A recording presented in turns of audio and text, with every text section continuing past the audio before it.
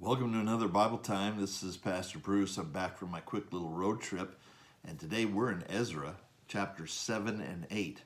Now, the theme of Ezra is restoration of the people back to Israel, restoration of the temple, restoration of the worship of God.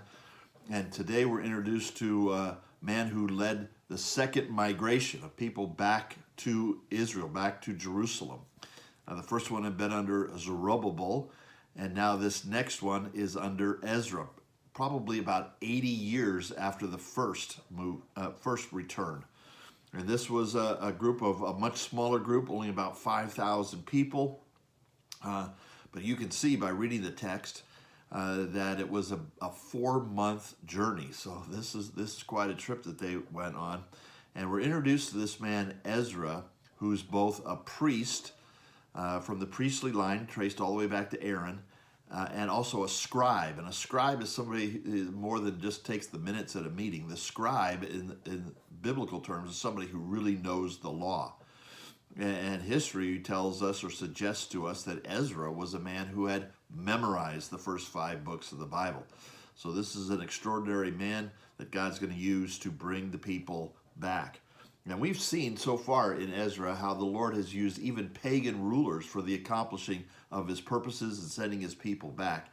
But God also uses godly people to influence those rulers. Remember back in chapter 1 when we saw how Cyrus made the decree for them to return. Well, it's very likely, very possible, and many people believe that, it was a result of the influence of Daniel, and perhaps even Daniel reading the prophecy of Jeremiah, which talked about the 70 years captivity. Daniel reading that prophecy of Jeremiah to Cyrus, which prompted him to go ahead and make the decree to send the people back. And here you're going to see the influence of Ezra on the king of his day. You see him interacting with the king, and then you see his response right there near the end of chapter 7 in verses 27 and 28, where it says, "Blessed be the Lord, the God of our fathers, who put such a thing as this into the heart of the king to beautify the house of the Lord that's in Jerusalem." So he's acknowledging God put this into the king's heart. But he also says, "And who extended to me his steadfast love before the king and his counselors, before all the king's mighty officers." So Ezra was there asking for things, talking to the king, and the Lord was good to Ezra and good to grant him favor in the sight of this king. And so, we're not saying that we just sit by and hope that God puts something in the leaders' hearts. No, we're to take action, and we need to be the right kind of people that God can use. And Ezra gives us an example of what that person would be like. Now, he's a priest. The New Testament, we're told that we're all priests.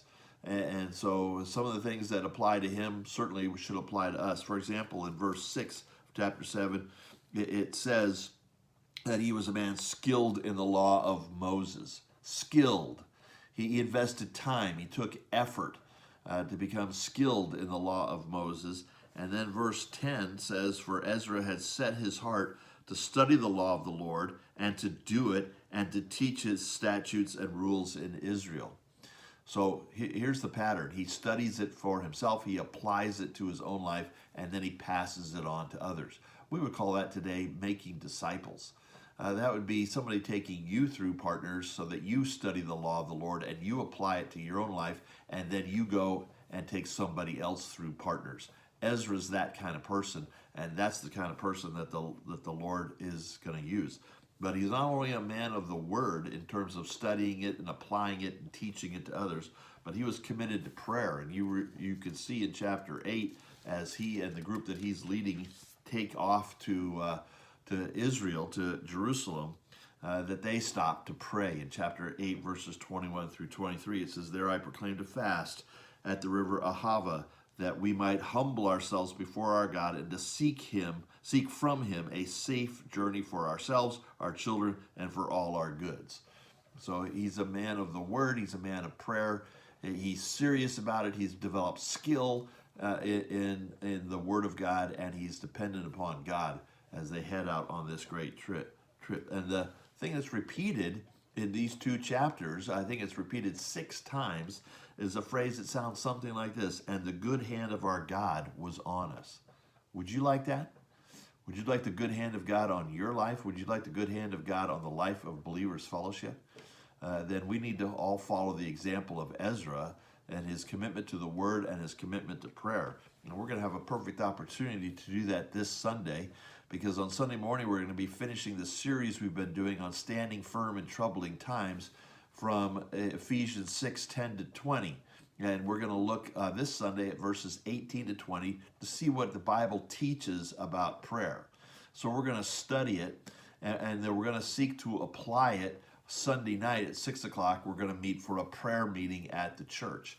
And as we'll talk more tomorrow in Bible time, we're going to be praying for our country and praying for the church in our country and praying for ourselves in our country. As we approach an election on Tuesday, this is an appropriate time for us to be praying for God to use us in our country and for God to work in our country. So we're going to be doing that on Sunday, trying to follow the example of Ezra here. And so we'll see more about that tomorrow, and I'll see you then for more Bible time.